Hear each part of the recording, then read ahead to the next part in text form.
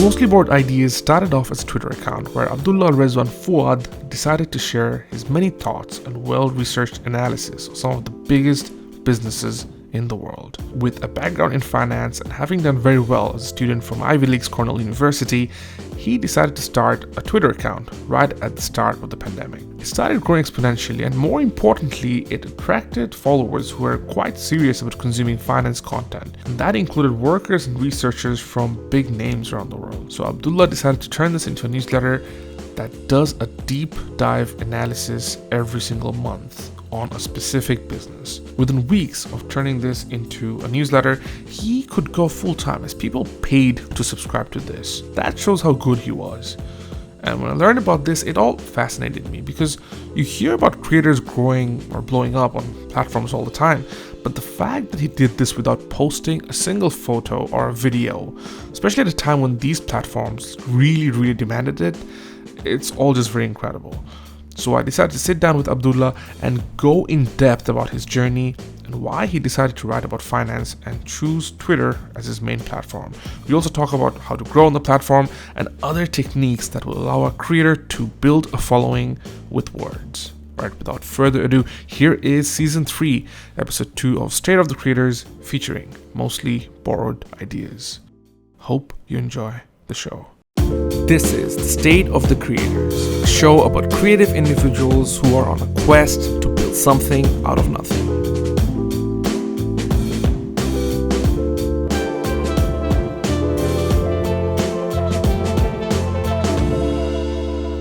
But before anything else, I actually wanted to ask you about the name, right? So you go by Mostly Borrowed Ideas, and I personally love the name. I think it's very catchy. It really nicely rolls off the tongue. What made you come up with that name? What happens in many of these kind of big companies that the PR people kind of take over and they come up with an embellished story that kind of syncs with the reputation or the image of the company. If I ever become so big, then I may have to come up with an embellished story, because I don't have a very compelling story why my name goes by Mostly Borrowed Ideas on Twitter. None of my ideas are, I would argue, almost anyone's ideas is original, right? So we are just constantly borrowing from each other all the time without realizing, where I'm borrowing this from. What we do basically just, mishmash everything. We kind of come up with our own mix. So it's like a music that we are all creating in each of our own ways. But someone's sang that song and we just took it further in our own different ways, in our own different versions. It becomes very impossible almost at times to go to the source. Who exactly was the first person to say this is slam dunk? So yeah, that's how basically I came up with Mostly Borrowed Ideas. I think our society is very obsessed with getting credit. Even as simple things like on Facebook, people upload a picture and then someone who's taken the picture would be like, oh, where's the PC? Isn't photo created? It really grinds my guts. It's like, oh, who cares, right? The idea that originality is a myth of some, at least to some level, I completely I'm on board with. Of course, there's plagiarism and things of that sort which you don't want to do. Absolutely, yeah. But yeah, so completely on board with that. Like I told you, a few minutes ago, it's very hard to go to the source. How did I come up?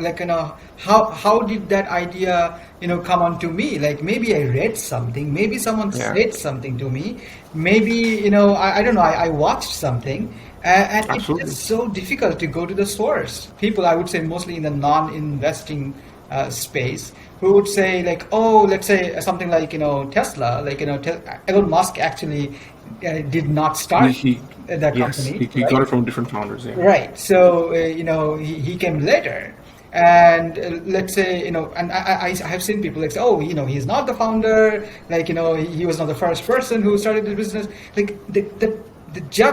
crux of the I would say matter is ideas almost don't matter. It's the execution that matters, right? 100%. So as cliched as it is, but it's so true. Even on, again, when drawing parallels to the creative field, it's absolutely the truth. If you and not a lot of people can take an idea to the same level as someone who came up with the idea. So sometimes an outsider actually gives you a better insight as to what your idea is, which is quite ironic. One thing that I keep reminding myself again and again, the world has no obligation to be fair, right? So even if it's your original idea, maybe you are not good at execution. And you Yeah. can't, pat yourself on the back for too long saying, oh, he just took my idea. No, Yeah, no, that's and not how it works. do you know Seth Godin? He's like Yeah, a veteran yeah, marketer. yeah, Yeah, yeah. he talks about it a lot. The fact that you can take a lot of the ideas, like the whole point of memes, right? Yep. We know memes in a different way, but the point of memes is ideas spreading, and the greatest inventions in the world are because of these ideas is spreading, and there's no singular way. It's almost natural because even when you see a meme today on Facebook or Yeah. Instagram or wherever, you don't know who made it. Like there's no way of tracking who was the person who made that image. Even if you have like credits and stuff like that, it'll Yeah. always find a way to dissipate itself. So I think in the grander scheme of things, I would rather want my ideas to be out there for people to use it rather than me holding it into close to my chest and like, oh, it's my idea and I'll never let anyone touch it until they say it. So completely on board with you Yeah, I mean, the on that. idea of, I think I would say the idea of scarcity is becoming more and more obsolete in the age of internet, right? So, you probably want your ideas to be stolen by other people, right? Absolutely, So absolutely. even if you don't get 100% of the credit, uh, even if you get like, a few percentage of the credit, the scale of internet is just so big that even a drop would be tantamount to something pretty big for anyone, any one person, right? So you have to be open and not too obsessed about getting credit all the time. We spent like 20 minutes talking about ideas, which is fantastic. Like it's We brilliant. can But probably go another half an hour. I know that goes to show we do love to, like at least the two of us love these things. But for those unfamiliar with your work, who is Abdullah Al Rizwan? Right.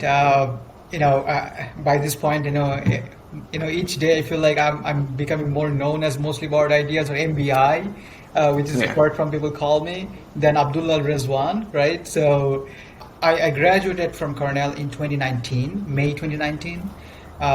So I started my first full-time job after MBA in like September 2019. Friend of mine, I basically mentioned Twitter. Like I had Twitter account like way back. My friend was basically telling me like, hey, there's some interesting stuff on Twitter. I signed up and basically spent a few days following some interesting people. And once I kind of spent some time, I thought, oh, this is cool. This is interesting.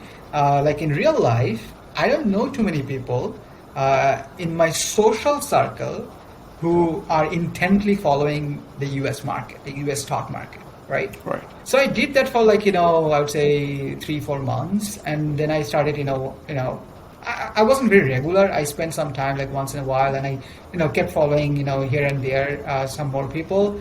And after a while, I felt like, oh, this community is actually pretty cool. I wish I were part of this. I didn't even know this. Like people call this part of Twitter FinTweet, right? So financial Twitter, right? Right. So I thought, oh, the FinTweet is pretty cool. Like, there's all this bunch of people, and not, it's not like only the famous people. Like there are famous people who are Yes. also on there, but also a lot of like bunch of these anonymous accounts who are Yeah. also sharing some insightful stuff. And I was like, okay.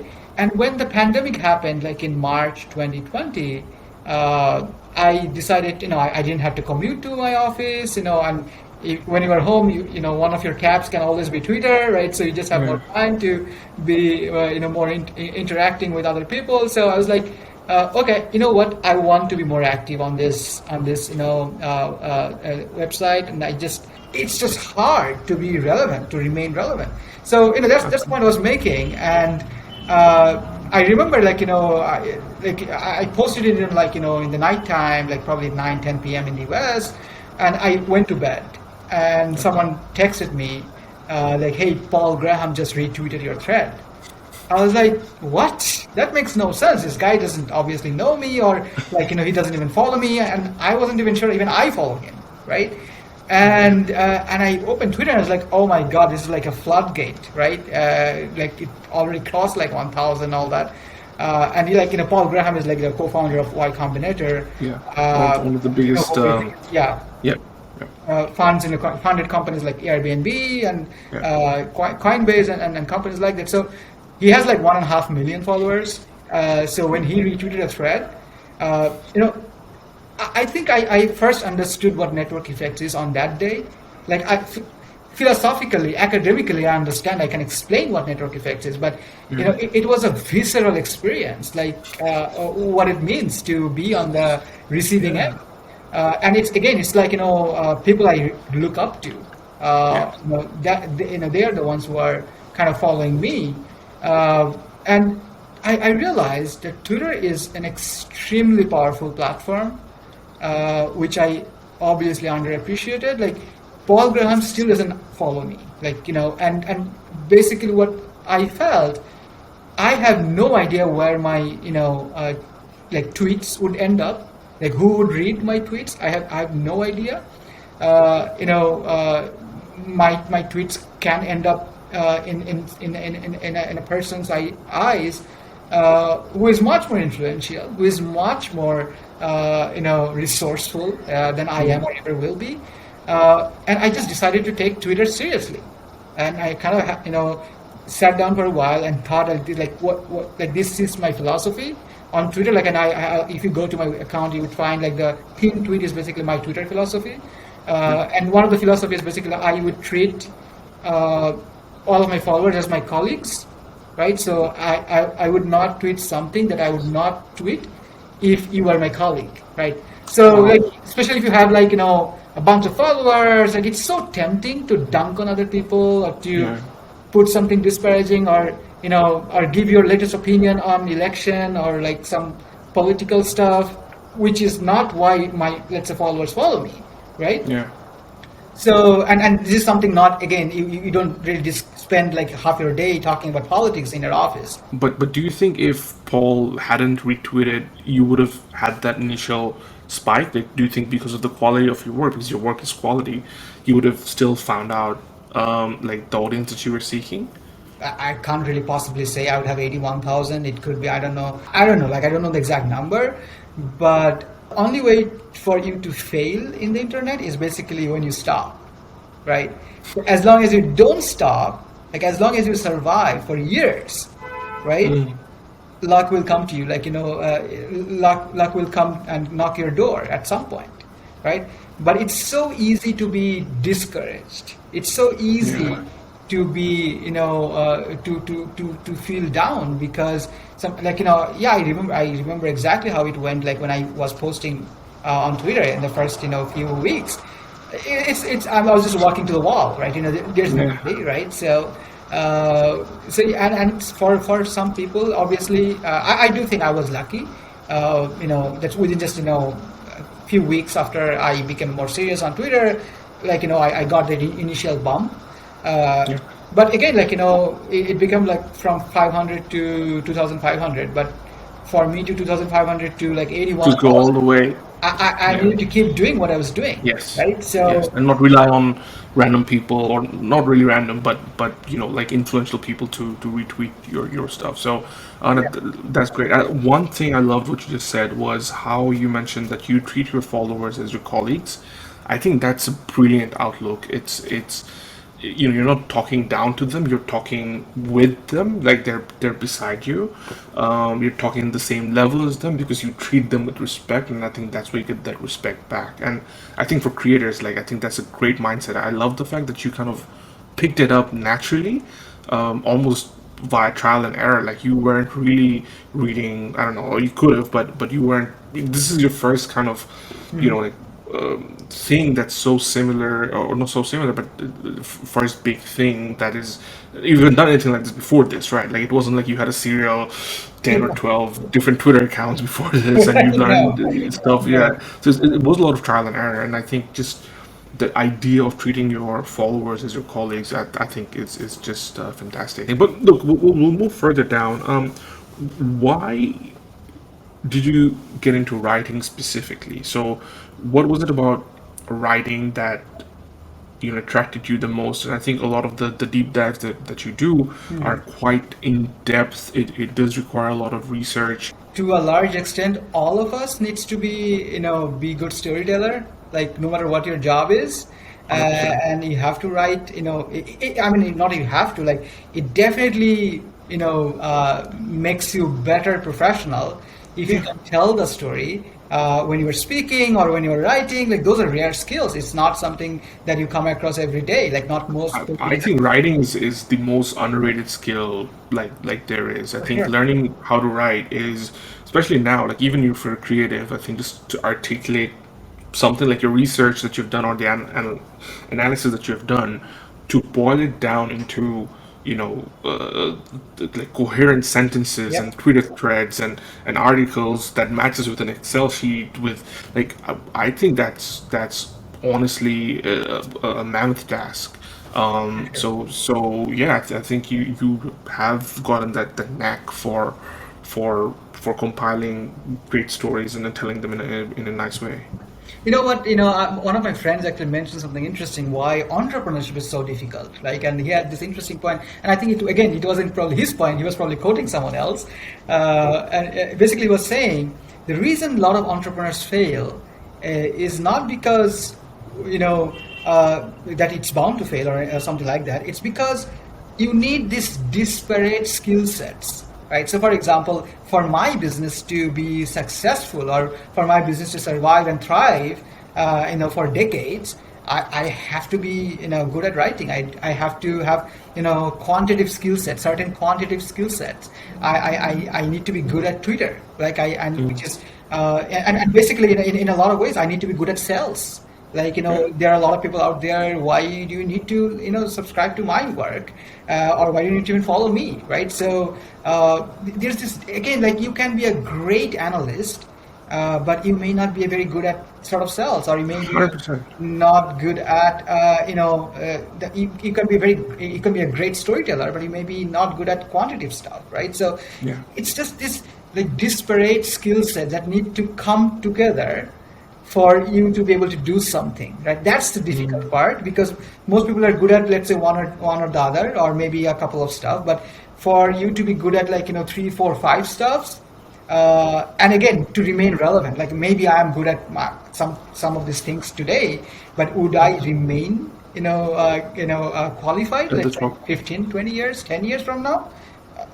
That's the question I don't even know the answer for, right? So that's a challenge, and that's why entrepreneurship is so difficult. Yeah, it's I'll actually turn this into the debate about being a generalist versus being a specialist. I think you mentioned quite a few times that you wear different kinds of hats, and you are a generalist in some form or sense. I do hear a lot of debate across, both sides of the pond, where some people say that no, you have to pick one and just stick to that lane. Whereas some people, I think more and more these days, people have to wear different hats, right? Like if I go back to my kind of life, I come from a marketing background, but prior to that, I had studied architecture, which I didn't follow through as a profession, but Hmm. I took the creative side of architecture and then I've been pouring it down to videos and creative things, designing, especially when I did a lot of, I do consulting now, but when I did my entry level marketing jobs, I didn't know everything about marketing. Like it wasn't just, Right. like just writing about one thing. I need to know about the CRM, how does a website work, what social media is, what community engagement is, like everything you kind of needed to have an idea about. Um, but then when I look, online about, say, or just in general about people who are doing great in certain fields, they tend to be more specialist. Like they don't know 10 things, they just know one and go really deep on that. What are your thoughts being, like a self-proclaimed generalist? What's your take on this debate? Sometimes I feel it's so confusing. Like, how would you define, like, where does the generalist end and where does the specialization begin? Like, I could, argue, like, I'm specializing on investing, right? Mm, And that's why I'm not touting my opinion on geopolitics, or let's yeah, say, or politics, right? yeah, or some others like social issues. Like there are a lot of social issues are worth talking about, Yeah. but I'm not specializing. I'm not spending more time on that, right? So in a way, I'm specializing on investing, right? But within investing, I'm kind of a generalist, right? And again, I would say even I do see a lot of space for specialists, like within investing. Like for example, if you look at biotech stocks, like for someone like me, it would be very difficult to get up to speed on biotech, right? Because those are something usually like PhD stuff. Like it's possible for me, but it would probably take me years to figure it out, right? Not probably a month, right? So there's definitely, and again, many of the tech companies can be quite technical in nature, and even if I spend a month, I would probably not understand like half of it, right? So there are limitations. Like I'm not saying it's not either or. Like no matter, like there's a trade-off either way. So for example, like if you're a specialist, like you are kind of boxed into that thing, and the world is so fast changing. Like it's moves so fast. It's so hard to know what's going, like how the world is going to look like in 10 years, like let alone like 20, 30, 40 years. Like you're probably, if you start your job today, if you're just graduating from school, like you're probably going to work for like 30, 35 years. Sorry, 40 years. Not 30. So you're basically, going to keep working like for 40, 45 years. So that's a long time to remain in the box, right?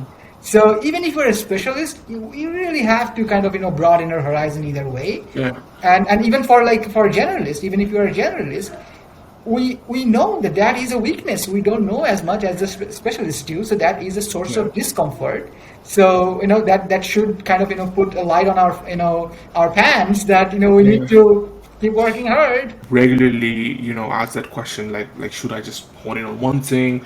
But some, like I remember someone saying that no, knowing 10 things is your specialty, and I was like, oh, okay, like that's when you put it like that, it's like, oh, that's true, but at the same time, like that's it is difficult. It is difficult. But you mentioned that you got into Cornell, which is fascinating to get straight into Ivy Leagues from Dhaka University.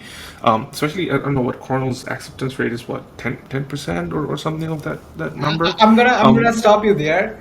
So I want to talk about the Cornell stuff. I think I hope we will live in a world we're not there yet, but hopefully we'll live in a world in 10, 20 years, hopefully sooner, where the credentials don't matter, right? So I'm much more interested in talking about what I'm doing now or what I've done with my Twitter account. The Cornell stuff, like a lot of people go there, like a lot of people go to the schools, like it's not a big deal. And I actually would encourage anyone who's listening to this conversation, like put as little emphasis on these credentials. Like I'm not saying like the people who go to these schools are necessarily not smart or anything like that. I'm not making a value judgment either way.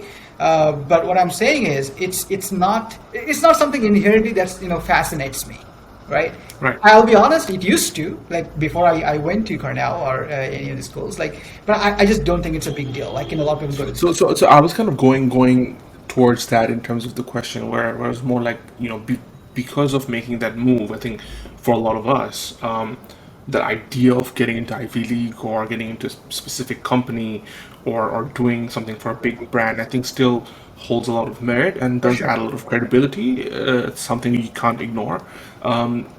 However, for you to make that transition from Bangladesh all the way to Ivy League, and then not only just getting to Ivy League, you're top 10%. So I think that does add a little bit of credibility to your expertise and what you do. So did it ever feel overwhelming to you personally, and then how did you deal with that? Like now you're saying that it doesn't really matter to you, but what made you get to that conclusion after having made that move and having gone through that transition? Yeah, and I did come to that conclusion. I would say even before I became active on Twitter. And if you go to my Twitter, there is no mention of like which school I went to and all that stuff. So, like obviously I disclosed it later, I revealed it later. But I would say for a long time and even still today, uh, you can't tell whether I'm a 12-year-old guy, tweeting from my mom's basement, or I'm a, billionaire hedge fund manager. Like that's what makes Twitter so interesting. Like Yeah. I'm gonna be very honest here. Like if I mention like I'm a guy from Bangladesh and then who Yeah. came to Cornell, did like 2 years of MBA and did like worked for a year at a buy side farm and then started tweeting about Amazon and Facebook. I can tell you, a lot of people will say, "Yeah, he's not worth listening because he's a guy from Bangladesh. Like I'm a 31-year-old guy. Like I spent my first Yeah. 27 years in Bangladesh. Like what does he know, right? That's something I actually heard, right? So anyway, so basically, I was kind of purposeful when I did not mention like like where I work or where I even like I kind of revealed my name and all that. Anyways, but to go back to your point about when did I realize it? Uh, it took me, I would say, a few months. It wasn't instant, but I kind of I think the pivotal moment was when I participated in a stock pitch competition at Cornell. So first it was an internal competition, and I became champion in that competition. So that was a kind of a good feedback that okay, I'm not someone who just got Just here rocked up. by luck, right? Yeah. So maybe it's okay that they accepted me. And then basically I participated in this another competition which was inter-school, right? So the Whartons, the Columbias, the Yales, they all kind of participated in that competition, and well, Cornell's team won that competition. It made me comfortable, like in my own skin. Like again, I had the same fear that I'm just a guy from Bangladesh. Like how do I know like how to value these companies? Like Amazon or Apple, these are $1 trillion companies. Like if something is $1 billion company in Bangladesh, like that's like a huge news. But say like this idea that preconceived notion that people have about certain things, like your work is your work, right? Like in a lot of ways, because you don't show your face or reveal as much of your details on Twitter, because I know you do mention it in your website, but at least at the face, at the front Yeah. side of the shop, you don't. So don't you think that while you will lose a few people's, like a percentage of people's support because they might think of you in a negative way because you're quote unquote nobody, but then it will open up the idea that anybody can do what you're doing because your quality is there, and it doesn't matter. Like, have you ever thought of doing that? Yeah, I mean, I didn't definitely think about this in a deeply philosophical manner, but I do think now that I kind of revealed my identity and revealed, who I am, I do think that's one of the biggest conclusions most people should draw. That, I always believe in investing, especially. I can't comment on other industries, but on Yeah. investing, you can be literally anyone, and you may have the ability to uh, do the best analysis on a particular company or industry that you have you have spent some time on, right? Most of us are busy, like not like every single one of us are busy with we have so many things on our plate, like we Yeah. don't have time to spend 3 months on an industry or a company, right? But if you have the time, it doesn't matter. Like you are some random guy from Bangladesh. You can spend some time on a company and be able to write something or be able to produce something that's worth reading. I do think that has to be one of the biggest conclusions or inferences Absolutely. anyone can draw from my Absolutely. experience. Like I would personally encourage you to keep banging that drum, man. Like just go, like change your profile picture to your face and just go crazy. I know you'll lose a few followers, but I think obviously that's just me trying to encourage from a different angle. You obviously have your own Yeah. philosophies and ideas, but going into the whole idea of the deep dives that you do. So obviously it's a business now. So do you have a team around you to It's help you, or just is me. it just completely you? Yep. Wow. So have you, now that you've got a, quite a substantial business, have you thought of making it into something bigger with a bit of team and expanding and going into certain other areas? Yeah, so I probably would have thought about expanding the team more. I did think about it from time to time, but I didn't think very seriously.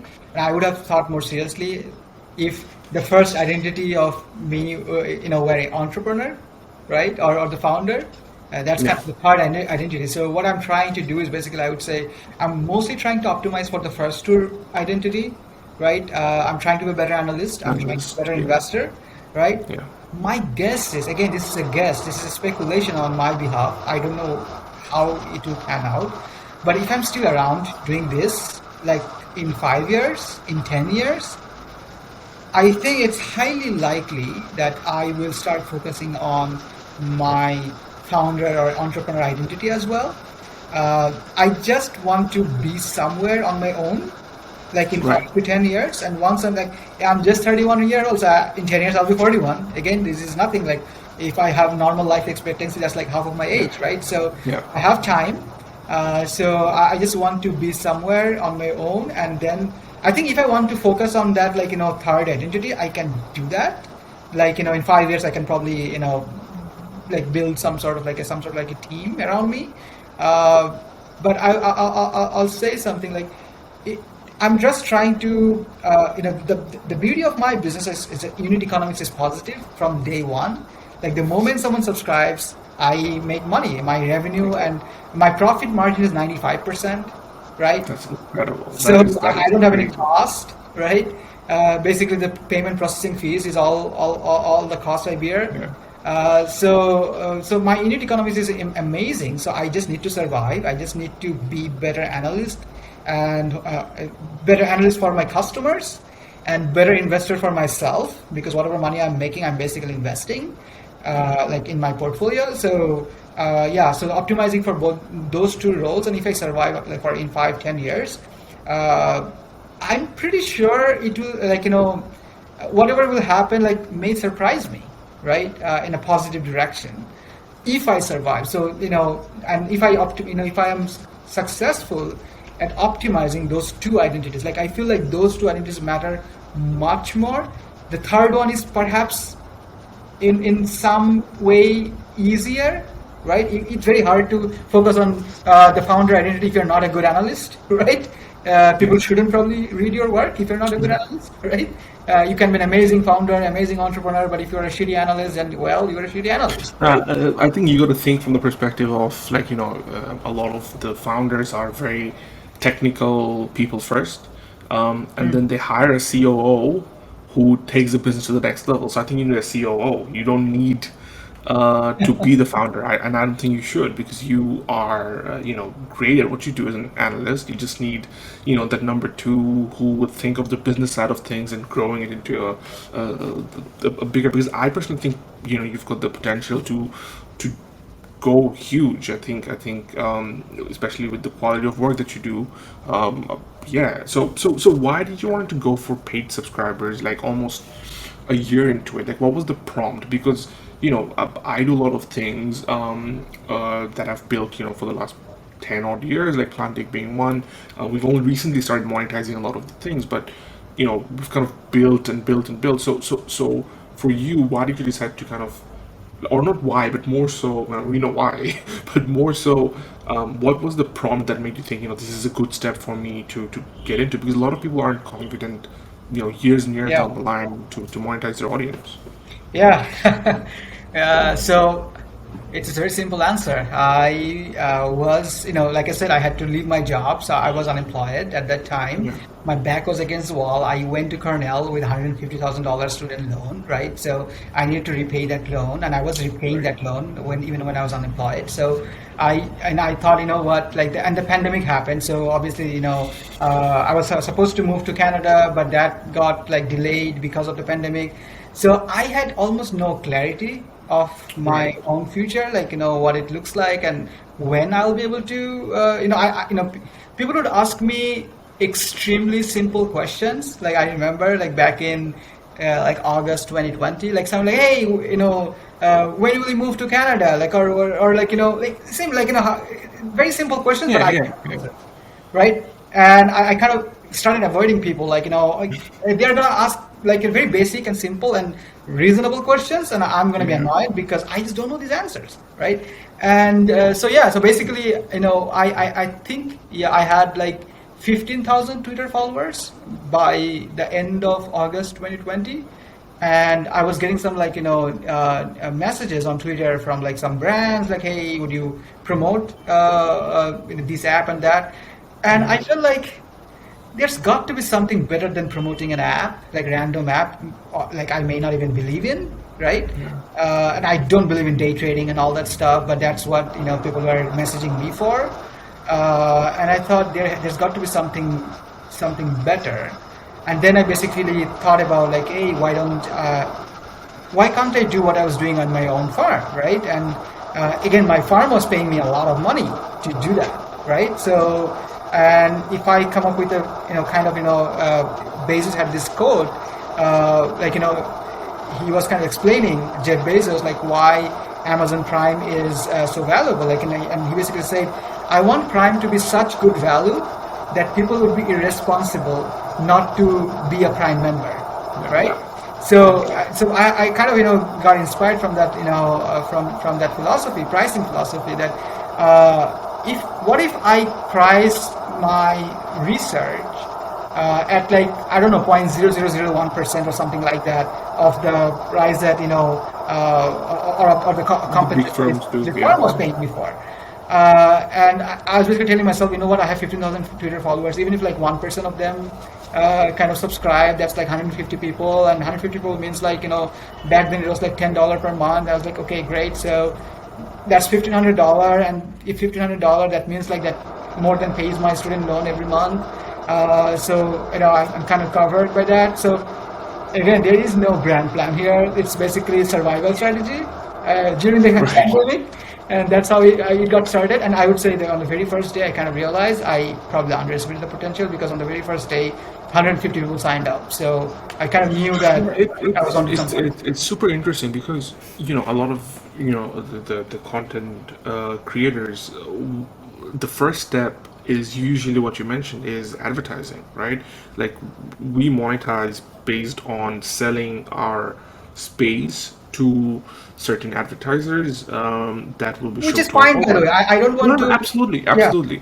But the next stage to that for creators is always, like the likes of Patreon. Like, the I don't know if you've read Kevin Kelly's 1,000 True Fans, but Yeah. he talks about that if you can monetize that 1,000 True Fans through a direct relationship, you Yeah. don't have to think about anything else. Like you've got a full time living for the rest of your life as long as you have those 1,000 people. So a lot of the creators do that way later. Even for a lot of the stuff that we've been doing, we still kind of think that should we or should we not. So it's amazing that a lot of the things that you talk about and things, even though you say that they're accidental or survival strategy, I think like they are the core of creators in a lot of ways that they end up doing after having learned the ropes for years and decades. So yeah, no, I think that's super interesting. So how loyal is your fan base? Like, do you get a lot of churns? Like do you have people who kind of stick through? Yeah, I mean, again, still early days. Like it's been 18 months, roughly Sure. speaking. So I can speak about the data that I have seen so far. But obviously, I haven't been running this business for 10 years, which would be much more robust data if I did. So I think roughly speaking, I would say 3 to 5% churn, subscriber churn every month. That's very Uh, good. yeah, Like industry standard, wise, yeah. yeah, right. Yeah, I think it's. I've looked at some industry standard. I think it's on the better side What is of that? the Yeah. metric. Uh, yeah, my guess is it's probably if it scales, maybe it will come down to consistently 3%. Uh, frankly speaking, like I would say 1 to 1.5% of subscribers churn just because of their payment details are outdated, right? Yeah, yeah. Which is something that really annoys, I think, every content creators. But yeah, so generally speaking, 3 to 5% churn every You month. still have that one kind of level, one tier of subscription No, a month? so it's basically it's very simple, like two products. Monthly subscription is right now $12 per month, and annual subscription is $100 per year. Oh, okay, yeah. I mean, but in terms of the tier of what they're getting, it's the same thing. Oh, it's the same. Yeah, it's the same Yeah, thing. yeah. It's not like Even like annual there's no subscription different. comes Like with. some people would say, hey, like some people are surprised by the fact that even if you're a monthly subscriber, like you can subscribe and you can download everything and then just unsubscribe, right? Right. That's possible, right? Not many people do that, but that's possible. Yeah, yeah, yeah. Okay, that's interesting. And how many subscribers do you have as of today? Roughly 1,600. Wow, that's pretty awesome. So you consistently serving 1,600 people per month with a deep dive. So with the deep dives that you do for each of these different companies and a lot of suggestions that you make about investing and just the overall financial side of things, how long or how much time do you think each deep dive take you roughly? It's basically my whole life. Like I don't even know which day is weekend. The only way I know it's in weekend, basically the market stops. Like the market is not open. Yeah, like I have a very simple life. I have a very simple life, and that's why it doesn't even matter whether it's my birthday or not. Right? I wake up every day and open my laptop, spend pretty much the entire time. Obviously, I go out for a walk and like run and gym and stuff. Yeah. But yeah, like I one of the things that I insist upon is basically to make my life simple. Like I'm very ruthless about it. Like if anything that complicates my life, I kind of Then if it's growing this something that's business not is out of the avoidable, question. I want to deal with it. But if Yeah. it's something avoidable and it's complicating things, You're in control. I don't really pay attention. Yeah, I was just saying that then growing your business is out of the question. It'll complicate things. For Exactly. sure. It takes a lot out of you. Like, It if you're is, it working does. in an office, you get 2 days off. If you are running a business, there is no days off. Yeah, no, just you Especially basically when you going are from a just one person solo. shop. Exactly, it's just from going from a solo content creator to a full-time business with employees. That's a whole different world. But Yeah. obviously, that comes with the idea of the potential of going really, really big across multiple areas. It's what it's what you. I think that's why it's so important to be deeply passionate about what you are doing, whatever 100%. it is, like whatever content you are creating. You just have to be deeply Yeah. passionate. Otherwise, you would be exhausted, right? So again, like even if there is no Twitter, even if there is an MBI deep dives, my guess is I would be doing exactly what I'm doing today, right? For someone else. Like if I don't have a business, then maybe I would work for someone else. But I would be pretty much doing this. So it's not like I have changed. I've changed a few things here and there in terms of my life, and I have I think for the better. Like I have the ability and independence to be anywhere in the world to do whatever I'm doing. So it just there are very few things that I can talk about where MBI deep dives made my life worse. It's all positives, I would say, in every direction. Yeah. So yeah, I wake up every day, pretty much ready to go. Oh, that's fantastic. That's like you've won in life, man. That's it. Retire.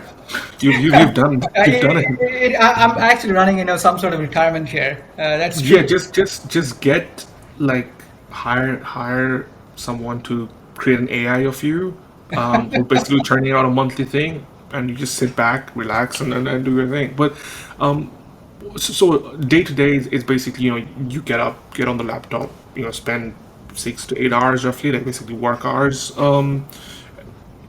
I don't even know like how many hours. I'm like, again, what is work? Like it's very confusing to me. Like Right. for me to define work. Like when I'm tweeting something, Yeah, I do think that's part of what I'm doing with MBA it is, Deep it Dive. is part of work. Yeah, yeah. Right. So, uh, a lot of people, I know a lot of people tweet this like, oh, I'm spending too much time on this app because it's really, messing up with my, work and all that. I don't have that problem. Like that is part of Right. my work, right? So because of you chase simplicity, is that why you kind of have stuck to Twitter and not expanded on other social media platforms?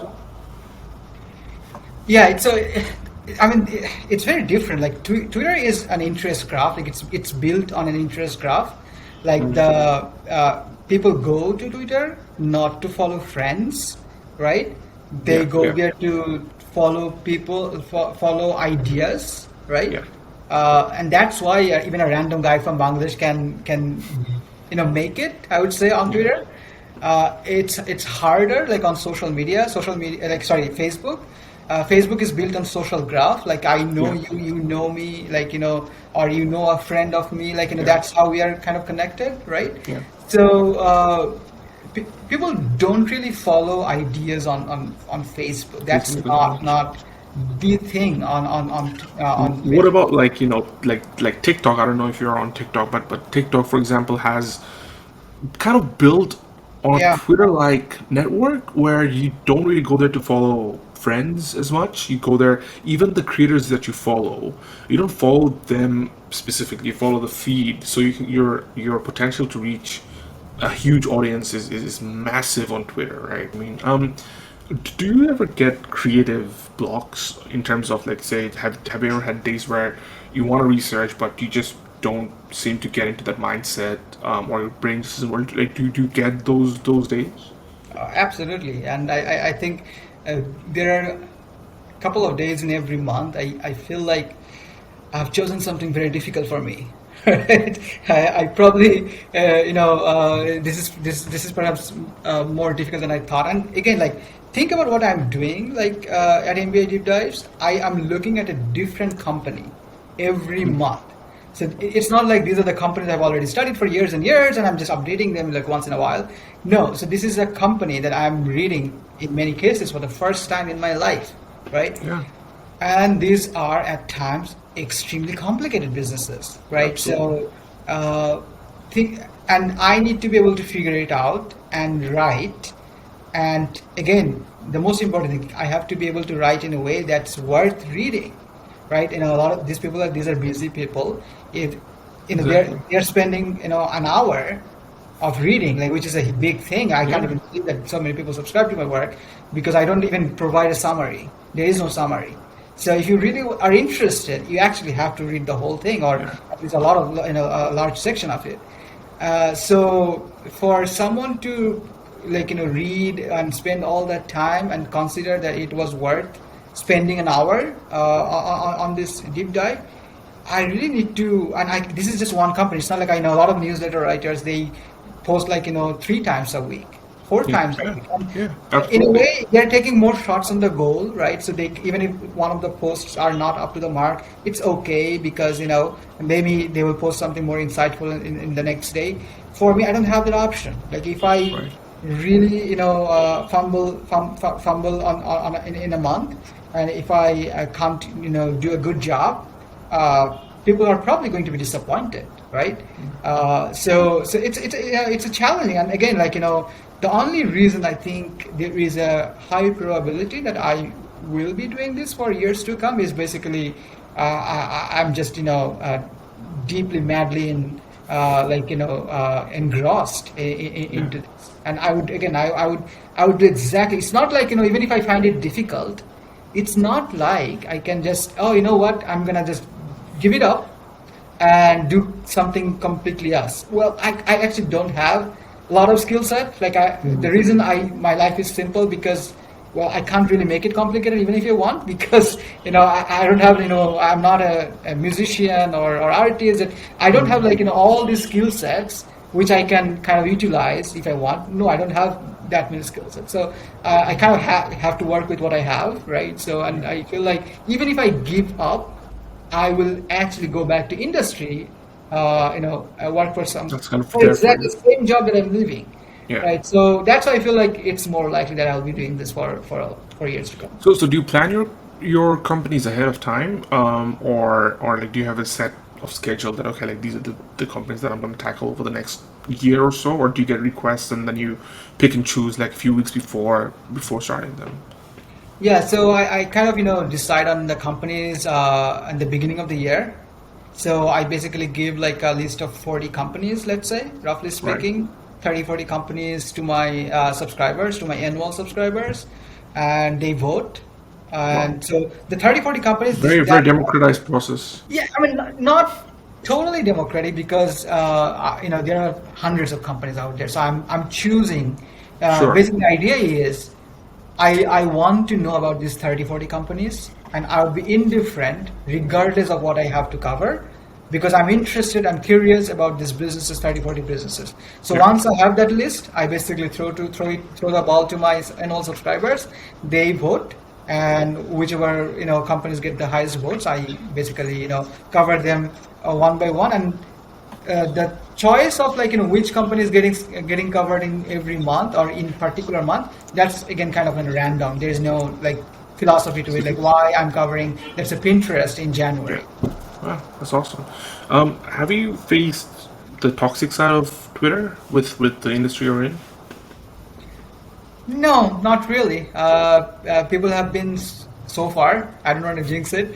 Really nice to me. But I do remind myself, like Yeah. if I'm doing this for like 10 years, there's no way I'm ever gonna be. I'm always going to be Scratch free. unscathed, right? Yeah. That's not going to happen. You need to have very thick skin, Yeah. for sure. Like no matter 100%. what platform you are using, if you have certain level of following, it definitely comes with the unintended consequences as well. But so far, people have been super nice to me. I think people. I try to establish the fact that hey, I'm just a guy really trying to understand businesses, and that's it. Nothing Yeah. more, nothing less, right? And like I'm trying as best as I can possibly can. Am I wrong? A lot of the times, right? And I will be a lot of the times, and I have been a lot of the times, but people haven't been mean to me, or people haven't been reminding me, hey, you said this, but actually didn't happen, or whatever. Like people haven't done that yet. So yeah, again, like I said, I even if I doubt that this person is not trying to interact with me in a way a colleague would, I don't respond to them. Right. So Brilliant. maybe they don't get the oxygen, Yeah. from. So we're towards the end of the conversation. So this has been fantastic. But you mentioned your future plans and your current life in some way of keeping it simple. But do you have any specific goal in 5 years with MBI? Like, where would you like to see it in 5 years? I'm reasonably confident that in 5 years, if I am still writing, I'll be fine. I don't know what that number is, quantitatively speaking, right? Uh, but I think I'll be fine. Again, like I remind myself I'm from Bangladesh, and a lot of the time, I see on Twitter people saying that $100,000 is like a peanuts. Like they can't even imagine how people with $100,000 can live with their life, right? And that's just to me nuts, right? So if you give me $50,000, I'm probably gonna live a king's life, right? Yeah. So because I know how to live life and with so little, right? So. I remind myself that it almost doesn't matter, like quantitatively where I am in 5 years. I hope I'll be in a better shape than I am today. But what's much more important, and it happens a lot on the creator, any creator in all these different platforms. The churn is high. People can't survive. Like So it's true. imagine like whatever you're doing, whatever things that you are doing, Yeah. for you to be able to do this for 20, 30, 40 years, it's a It's tough. lot. And if you And can plus, do right that, now, yeah.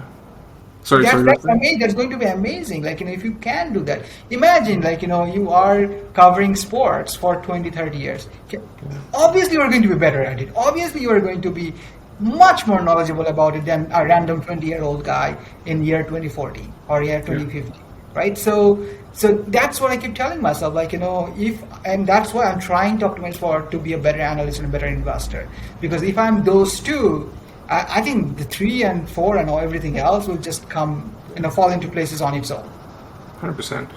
Finally, what are 3 actionable steps that people who want to grow a robust Twitter following like yourself can do to get to where you are? First step is definitely don't start with that. Like, I want to have certain following. Like, even I started with 1,000 following. I kind of, in retrospect, I think that's sort of not the right way to approach it, right? So find a community that you want to be part of, right? So just it's so important to understand the culture of that community, like, what they mean when they say something, because a lot of the stuff on Twitter is just inside jokes, like, start creating each other. For a new user, it can be difficult. It can take some time to actually get to understand what's happening here.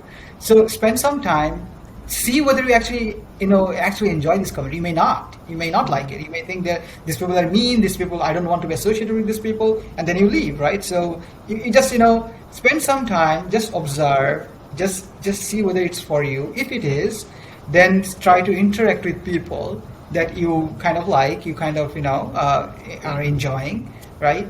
And I think if you do that for a long time, again, it's very hard to kind of, I know there are even people who are selling courses for, like, how to grow Twitter. And I'm not saying this doesn't work. Maybe it does. Probably it does.